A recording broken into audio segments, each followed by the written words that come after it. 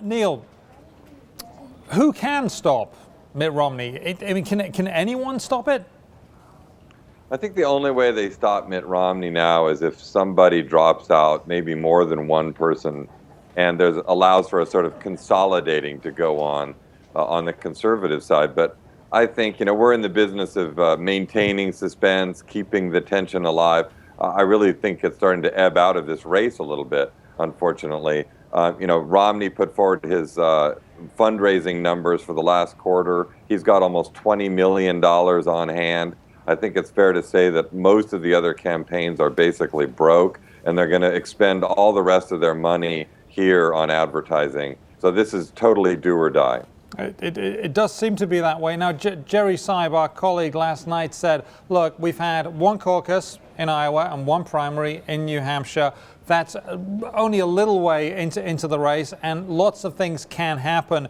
And South Carolina is a critical place for the Republican nomination, and whoever wins that could be, basically based on the last 30 years, could be the candidate. This is an area that doesn't favor Mitt Romney. Could this be the hiccup that his competitors have been waiting for? It could be, and there are certainly occasions in the past where people have come in here and had troubles. The thing is that even if he does have a hiccup, the possibility of any victor here using that to their advantage is just not very large. I mean, Romney has a very large organizational advantage in Florida, and that is a state where advertising matters, money matters. And then you go into the other contests into February and later, and it's just hard to see if you saw Santorum might knock him off, or maybe Rick Perry or Newt Gingrich, but what would they do to capitalize on it? I don't think the Romney people are really actually all that worried about even losing here because of their advantages going further. Now, we have a Wall Street Journal, Fox News debate next Monday where the remaining candidates will debate each other. Do you expect the knives to come out and the bare knuckles to come out and everyone start beating on Romney? And they sort of started doing that this last Sunday, but do you think it gets up into a frenzy a la House of Commons? If only, that would be great. It will be something. We're seeing that already. The ads, now they're going after him on the abortion issue on the on the airwaves here, guns, gay marriage, of course, the whole Bain attack. So when it comes to the negative ad barrage, this is the most intense here that we've seen so far in this election.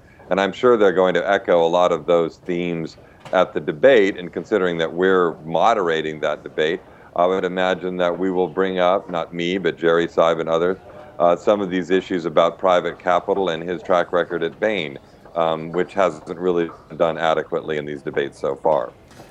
Now, do you think the Republican candidates will come to regret the negative, some of the vicious negative attacks on Mitt Romney, because they will undoubtedly be used by the Obama campaign when it comes to the general election in November? I mean, remember, this is a two-stage fight. It's a fight first to get a candidate and then to go on, and I think all Republicans want to beat Obama. That's the common theme.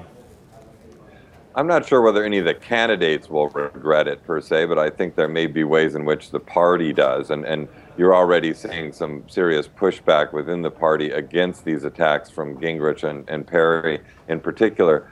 But, when I talk to the Romney people, I mean, they've been a little bit surprised by how robustly these candidates have decided to grab this theme. But in some ways, there's a kind of a perverse gratitude about this, if only because it allows for this to be really road tested and for him to really push back against it now, and kind of deprives the Obama administration of one or two weapons in its arsenal that it really wanted to use to full effect. It will be less significant 4 or 5 months from now if they bring out the same people and the same themes after he's survived attacks here on that same issue.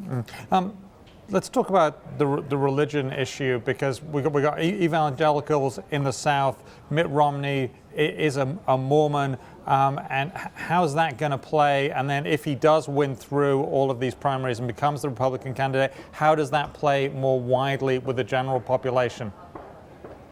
It's a very hard issue to weigh and to really get your hands around. Personally, I don't think it is necessarily going to be a big thing here, particularly because we're talking about narrow margins. I mean, last time McCain won this state with 33%. That shouldn't necessarily be a very hard percentage for Mitt Romney to get among people who don't care about Mormonism at all or aren't even very religious by nature. When you talk about the general election, I also have a feeling that, maybe if anything, the effect would be that it would depress voters, not depress them mentally, but would depress the vote coming out of certain sectors, and particularly among evangelicals. And that could have some effect, considering, again, that the general election is almost certain to be like what we saw in 2004 when, in the end, Bush won re-election by tiny margins in a couple of states. And, every little bit counts. So it could be a factor. I'm not expecting it to be a big one.